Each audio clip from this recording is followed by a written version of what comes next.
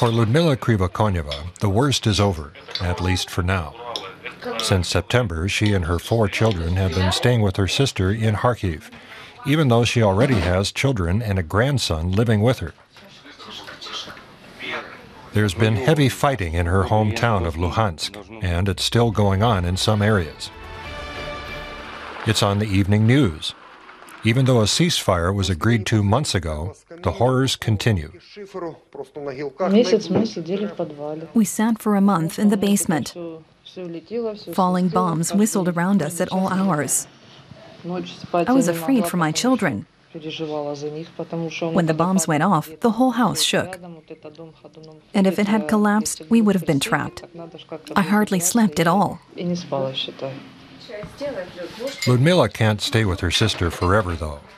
She's placing her hopes in a new settlement on the outskirts of Kharkiv. The German aid agency GIZ and the city are building a small village here that has portable cabins.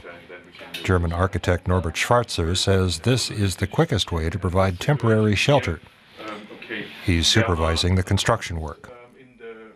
They've been working hard on this project since summer, when Germany pledged support for war refugees.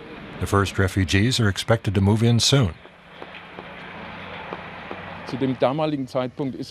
Back then, it wasn't very clear where the most refugees would be, and that's why we had to choose a very flexible system to be able to respond to the fast-changing situation with the refugee problem here. In Kharkiv, they're afraid that the war could spread, so they're grateful for the help from Germany.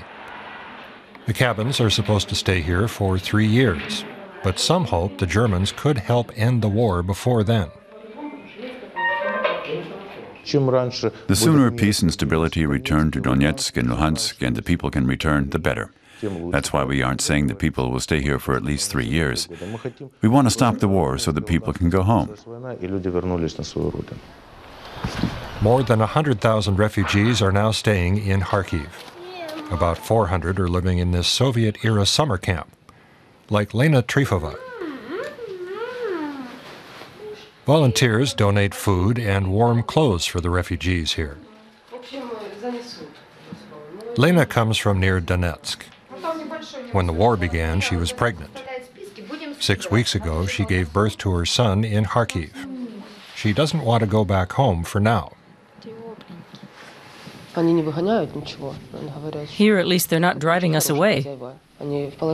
These are very good people. They all understand our situation.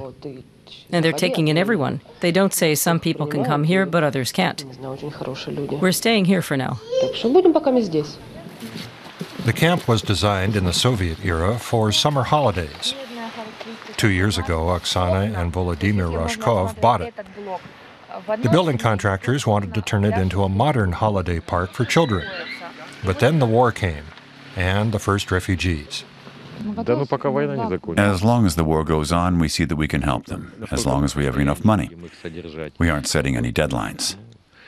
We hope that the war will be over quickly, and that children will come here on holiday and that we'll make money. But if the war takes a year or two, what are we supposed to do? Most refugees quickly find a new home and new jobs.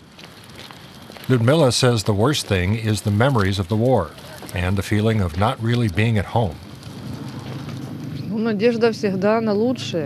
I hope that everything will be sorted out, and they will somehow agree. I want to go home. It's better to be at home than to always be a visitor.